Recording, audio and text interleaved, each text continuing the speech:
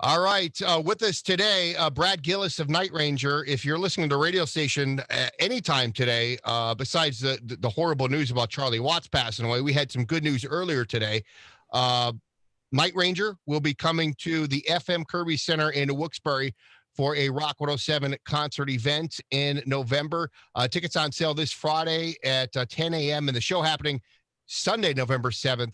7:30 p.m. And with us is Brad Gillis of Night Ranger. Now, Brad, a couple of years ago, you guys rocked the FM Kirby Center and sold that place out.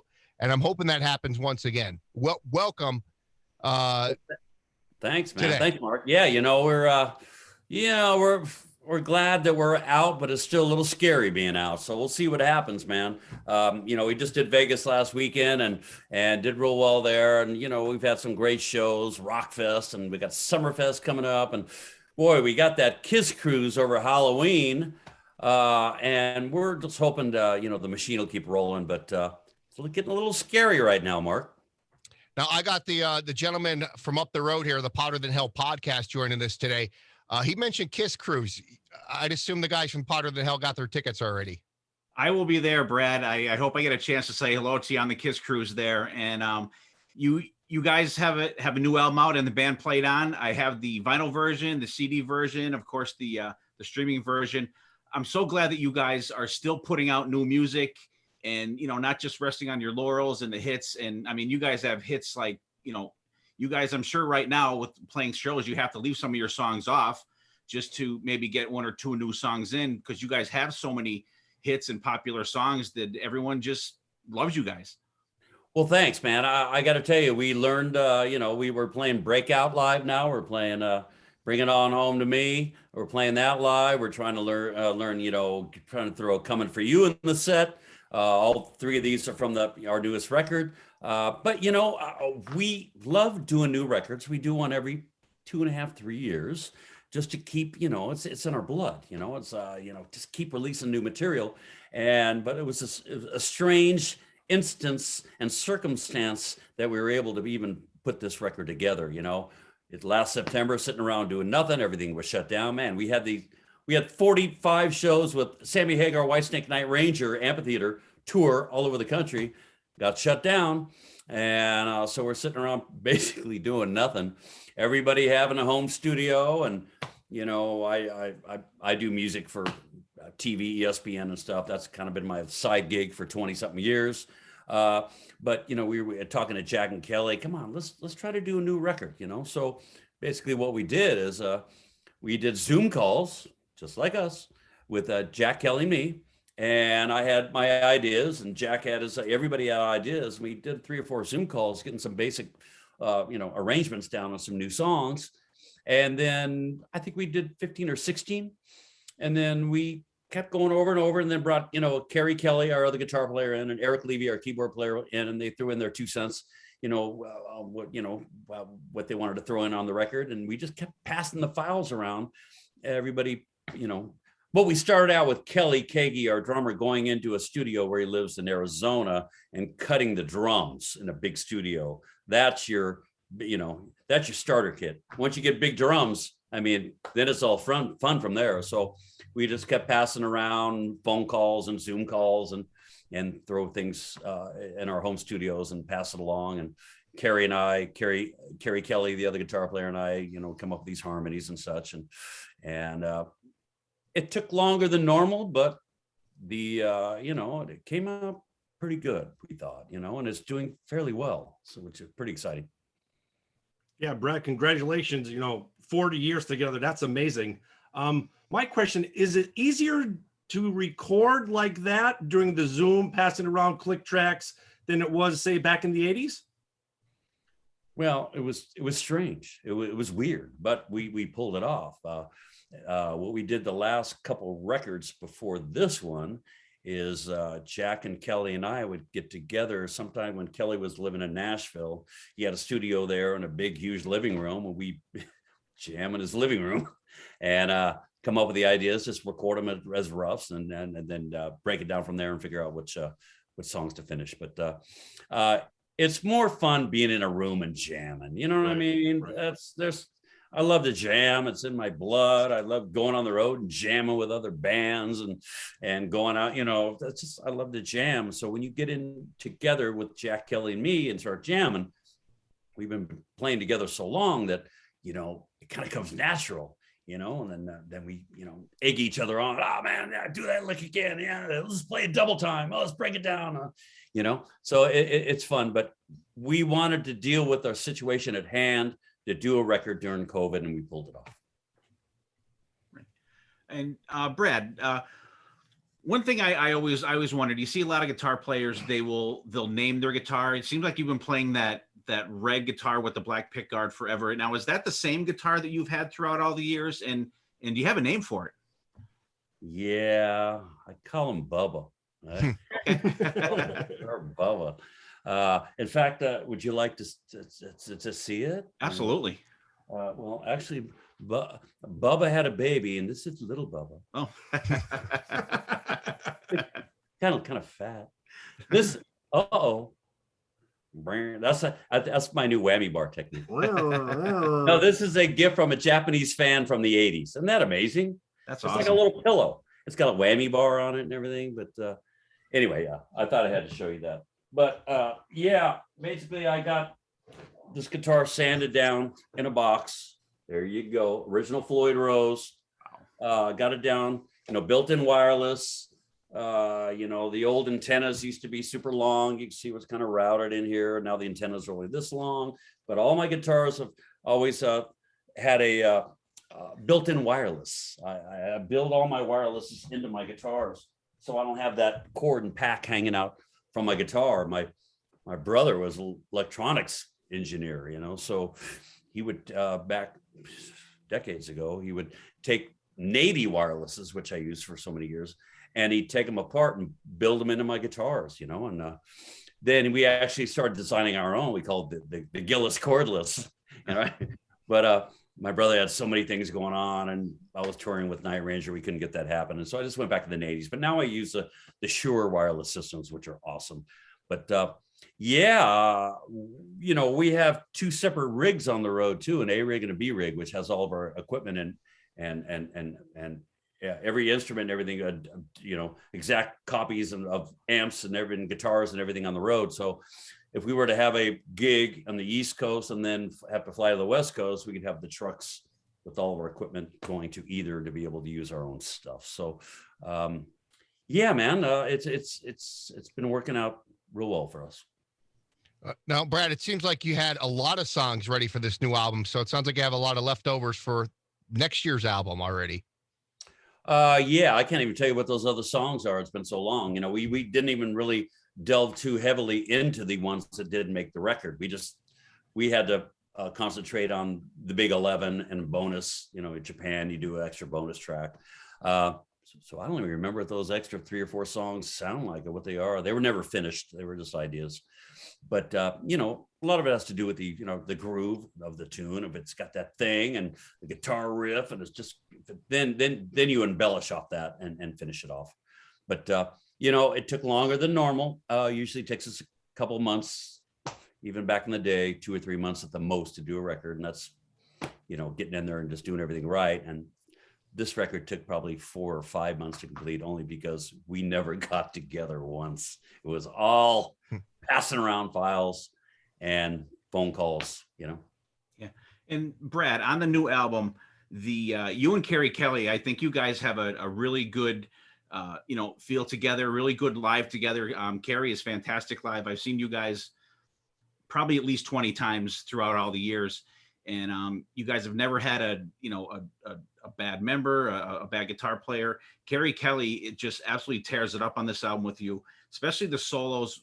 You guys going back and forth on the song Monkey is just absolutely incredible. And I like your guys' albums because you don't, like I said before, you don't rest on your laurels, but like you guys still have very memorable songs, memorable choruses. And I can't wait for people to really get into this album and see some of these songs live. Yeah, we're excited about it too. We've been doing Breakout, probably 6 or 7 times live now. Baby, baby, baby, bring it on to me. We just learned that a couple of weeks ago, played it for the first time in Vegas last weekend. Awesome fun. Now we started working on Coming For You. We didn't put it in the set because we just played it for the first time at sound check and decided to hold off until we play it another time or so, just to do it right so we don't screw it up. But so we'll probably be putting those three in the set. And I tell you, one of my favorites is Hero. We may, if we decide to do one of the ballads, I'd love to do Hero. But sometimes, we do acoustic shows. We break stuff down. We play all acoustic, whatever. It'd be great to bring Hero in on that and play that acoustic. Would be awesome. But we're excited to play new stuff. And, it's always kind of like deer in the headlights for a lot of people when you play something new, unless they're fans and have the record. Then they want to hear something new. So the cool thing is doing these headline shows on our own, everybody has the new record, man. It's awesome. Yeah, speaking of a little downtime with COVID, Brad, have you kind of done anything with your solo stuff? Because I have the CD Alligator, which I absolutely love. Do you have anything in the bank for solo stuff? Yeah, it's finished pretty much. I got Gary Moon singing on it, same guy that sang on my last solo record and did the Feeding Off the Mojo Night Ranger record in the early 90s. Gary's just awesome, man. He sang his ass off in this new record. Issue being right now is releasing the Night Ranger record, letting it do its thing, then releasing my solo record. They don't want to put them too close together. So we'll see what happens with that. But recorded everything here at my house. I got everything I collect guitars and amps, get any sound I want. Really took my time on songs with Gary and had Gary over here, man, got him to sing his friggin' ass off. And he's just amazing, man. And, he's that voice where you hear him and it's him. He doesn't sound like anybody else. Recognizable. Awesome. Yeah. Then when he gets into that low range and sings, some of that lower stuff, it's so girthy and huge. I can't wait to release this record. So hopefully start of next year, I'll have this out. Yeah, that's great. And I was actually, that was one of my questions to see if Gary Moon was still within your guys' sphere of, who you perform with and stuff like that. That Feeding Off the Mojo album was excellent. And I like the different feel of it, but he still has that Night Ranger core to it. Yeah, Gary's awesome. He's all over the record. He's singing everything, and I'm singing 2 songs. So just kind of waiting to get that out there. But right now it's Night Ranger. It's and the band played on. That's what we're concentrating on. And the reviews have been great, and the videos are taking off. The couple that we have out on YouTube and stuff. Breakout's a blast to play live. What a fun record to do. The thing is, we finished this record. We didn't know what song to release for the first single, right? So we went to the record company. Of course, they had everything. We asked them their opinion. Of course, we were going to do whatever we wanted anyway. We wanted to hear their opinion. They said, "Gotta do Breakout. Breakout. That's so Night Ranger." And of course, we liked the idea because it had all the ingredients that this band is known for: the twin guitars, the harmonies. Jack sings his ass off on Breakout, man. He just, one thing about singers, when they get to the top of their range and their voice starts to break a little bit, that's the girth, that really makes a song. And Breakout is kind of right at the peak of Jack's voice singing it. So it's got this angst to it. So we're glad that the record company picked that. We agreed, released it. And, then our second video was Baby, Bring It On Home to Me. And then I think there's a lyric video out for Can't Afford a Hero. So yeah, man, machine's rolling. That's the first time I ever heard a musician who actually wanted the opinion of the record label. Well, not that we were going to do what they said, but we knew that they were going to pick something up tempo and good. We let them know that, we want to come out with a kicking. So also when the record company feels like there's part of it, you know what I mean? They may put more into it, you know what I mean? So they felt like, hey, Breakout. Yeah, we agreed that. Yeah, boom. It's out there. It's all over the place, man. It's doing well. Yeah, and I think a lot of these songs, if you guys were to do another 24 Strings and a Drummer album, you could pick off songs off this album that I think would fit really good in there too. Yeah, we used to do acoustic sets, all acoustic. And that'd be a great, to bring in a couple of the ballads off the new record. But right now we're just kind of like everybody else, kind of struggling, getting through one show at a time. We don't know what's going to happen, but things we might get clamped down here real soon. We don't know, but we have such great shows coming out. The Kiss Cruise. We got Summerfest. We got Japan. They want us back in Japan here real soon. We always do well in Japan. We have next summer opening for Guns N' Roses at the Sweden Rock Festival, and other shows in Europe that are going to be booked around it. So got a lot going on, man. It's just hopefully we'll be Monsters on the Mountain down in Tennessee. Yep, I'll be there. There you go. That's a 10-hour trip for me. I'm still going. Well, there you go. It'll probably be 10 hours for me just to get there. Yeah, Brad, how about the Breakout video? Where was that recorded? And was that ship there, or did someone kind of build that for the video? It's funny. It's called the Salton Sea. It's out a little past Palm Springs in California, out here, kind of out in the desert area.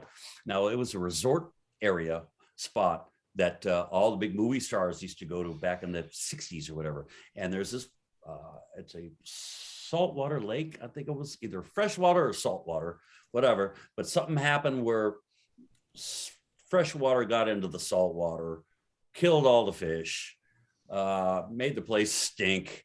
The resort area was gone, and people didn't come there anymore. But a lot of people, eclectic artists and stuff that live out there, these are, crazy artists that, bring all their stuff to Burning Man and stuff like that, right? So we went out there to check it out, and all this crazy stuff was everywhere. And it's basically leftover stuff from Burning Man and crazy artists that live in that area have designed for the town. So we decided to do both videos there, did them all one day, which is kind of rare, but this day and age, you do things quick and cheap. But we had fun doing it, and the scenery was just amazing. We just moved areas for the one video to the other, but and did our photo session there for the record. But it smelled really bad. It smelled like dead fish. And Brad, when you guys were sending your files back and forth recording this album, how do you decide with between you and Carrie who's going to take the lead part in the solo part, and when you guys go back and forth, or do you guys just kind of naturally gel together when you do that? Because you guys have some fantastic back and forths on this album, and from Breakout to the deep tracks on the album, I think it's great the way you guys play off of each other. Kind of like the same way we've done it through our whole career. Same with Jeff Watson back in the day, first couple of records. You kind of figure out what solo fits that person's style. And, when Carrie and I would not argue, but go, I want to play this. Well, I want to play this, and then, then we'd say, let's just do a harmony, man. Let's do it together.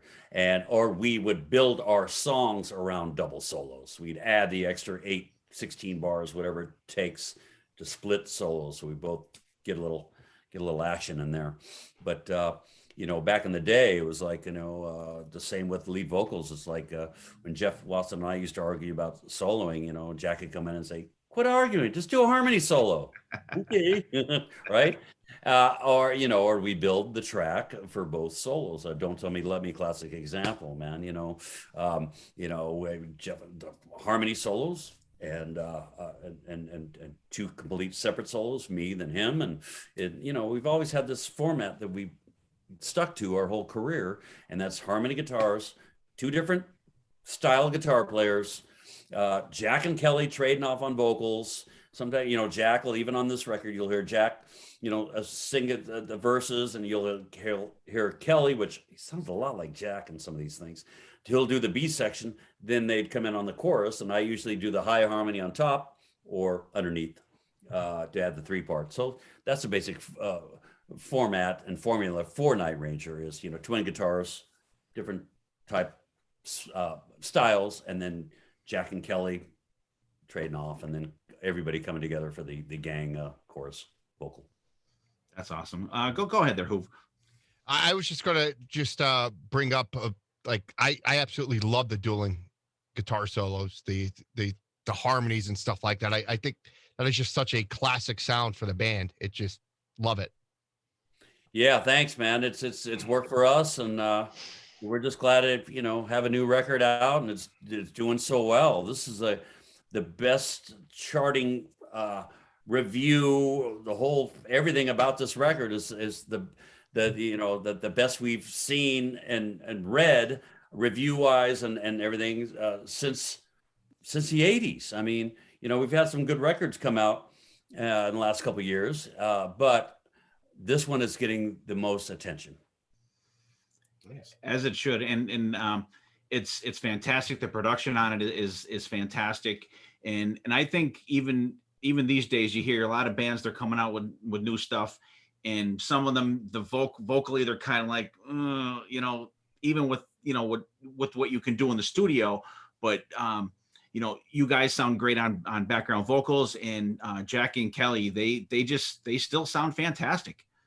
Yeah, we're just lucky that we had the luxury of time for this record, meaning, since we started in last September, almost a year ago, and we were just sitting around doing nothing, man. So, just coming up with these riffs and pass them along. And, Kelly he's in the Phoenix area, ended up going into a big studio there and cutting the drums once we had the arrangements down, what we want to do. And once you get the drums down, with everybody in their home studios and their own gear to do what they do, we're able to do our thing. And, just a lot of phone calls, Zoom calls, just kind of figuring out what should go here and there.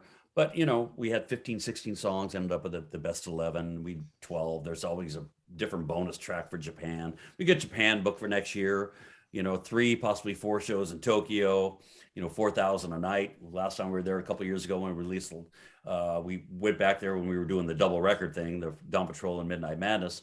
They had us in Japan, and we sold out 3 nights in Tokyo and Osaka. And Japan's always been great for us. And it never gets old, man. I got to tell you guys, it doesn't get old. People say, do you get tired of playing Sister Christian? No, because you got a different audience every night, and you got all these good looking women out there, singing along. It's like, how could that get old? You know what I mean? So, then a new record, learning these new songs and playing them live. Awesome.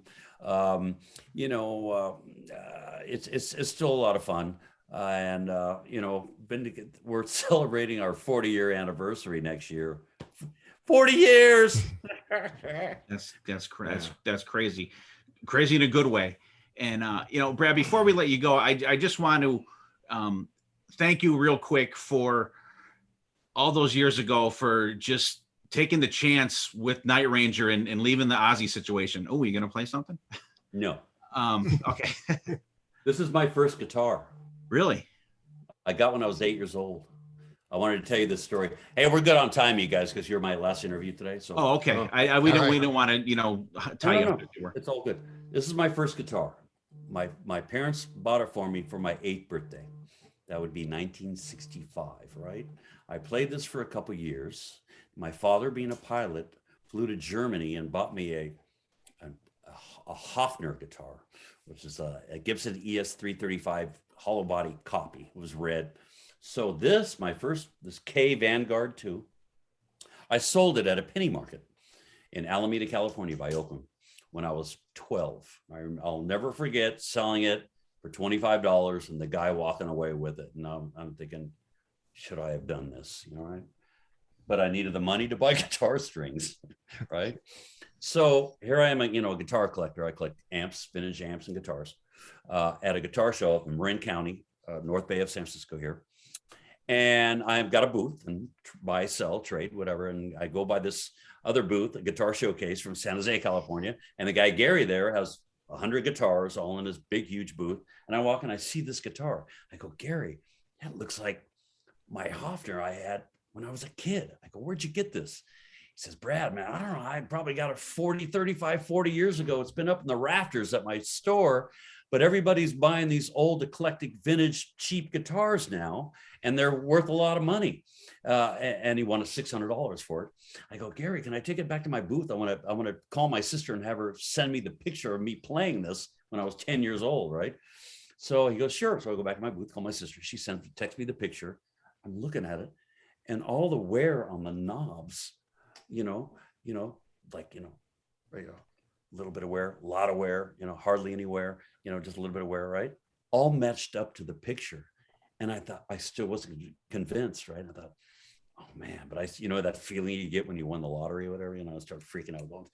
So I looked down and there's a ding right here. It's a ding on the guitar, right? Kind of hard to see. But I blew up that picture and I saw the ding on the picture of when I was 10 years old. I put that ding in when I was a kid. I knew I found my original guitar.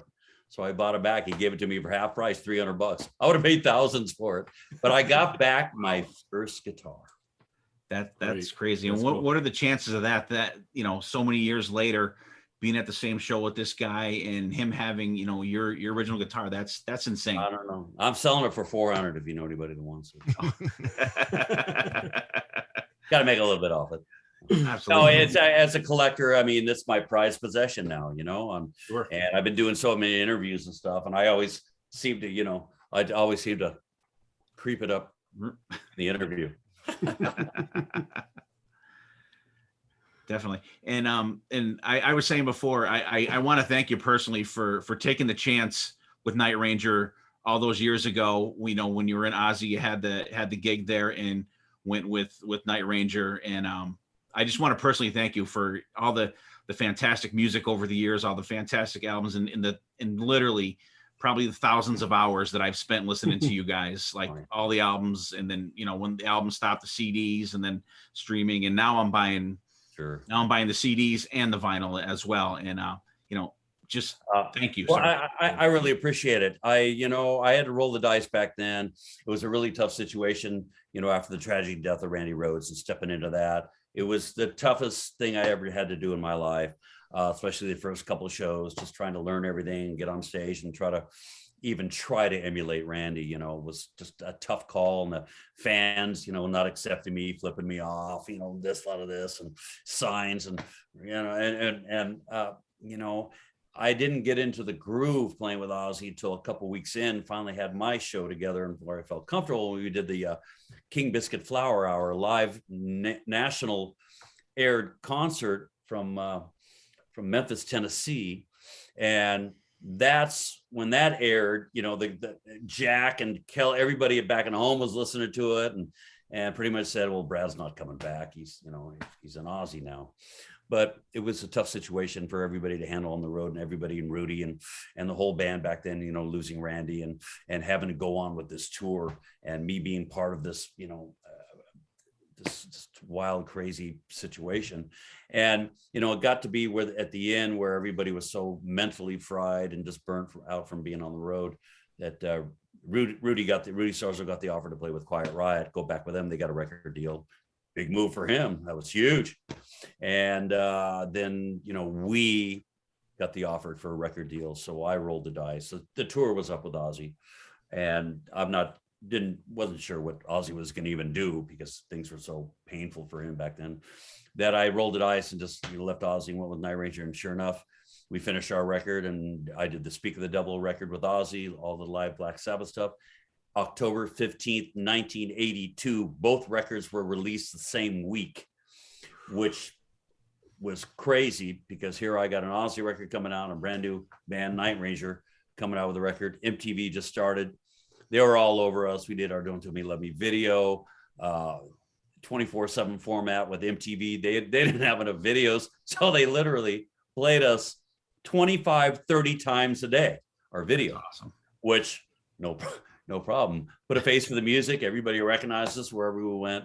And we were lucky enough to probably have a dozen hit videos on MTV all throughout the 80s and a great run in the 80s. It was just amazing for us. But now things are, we don't do, we were going to do that Whitesnake, Sammy Hagar Whitesnake Night Ranger tour last year that got canceled.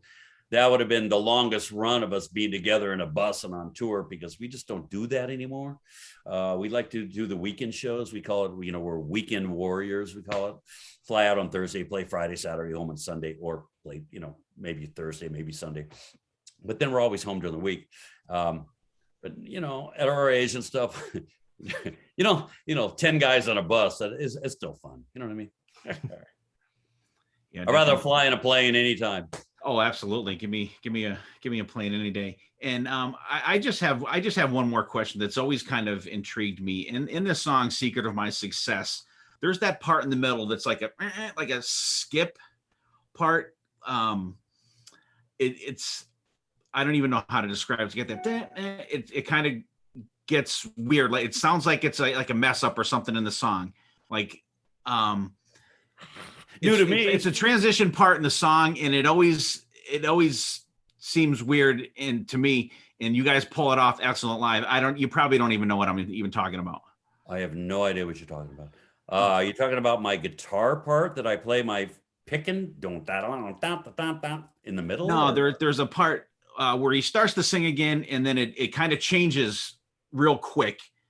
And to me, it sounds like a skip on the record, like when I heard it the first time. But I'm gonna have to listen to it and see what you're talking about. Yeah, Come on, Steve, you're gonna give him a complex. That's how my mind works. But it's a different part in the song, and it has like a keyboard like spray in it or something like that. I'm horrible at describing stuff like that. That's okay. Whatever it is, we meant it. Okay. we would never put out a record with a skip on it. Or no, it just sounds like I don't know, like like I said, I can't describe it. It's towards the latter part of the song. Oh, now I'm gonna have to listen to it. Oh boy. Now I'm gonna listen to it as horrible well. at describing stuff like that. To Jack and Kelly, and they'll go, "Well, we meant that." I'm sure you did, but it sounds like it would be more difficult to pull off live than it was on the album. I'll check it out. When I'm in front of you at the Kirby Center, when you guys play in November, or no, actually, I'll see you on the Kiss Cruise before that. I'll be going, that's the part. So make sure you play it on the Kiss Cruise. Okay. Well, I'm going to listen to it when we're done here, just because I don't know what you're talking about. And it's new to me, but you know, I don't know, maybe it's something. I always pick out crazy stuff like that. Well, thanks, guys. Well, Brad, I appreciate you joining us. And on that note, yeah. My pleasure. Hey, thanks for having me. I was doing so good. November 7th, FM Kirby Center. We can't wait. Yeah, I can't wait to be out there. Hopefully we'll still be out there playing and gigging, and you will hear some of possibly 3 of the new songs by then. So we're already doing Breakout. We're already doing Bring It On Home, and we're getting ready to start doing Coming For You. So there you go. Thanks, Awesome. Brad. Thanks for your time, Brad. Appreciate it.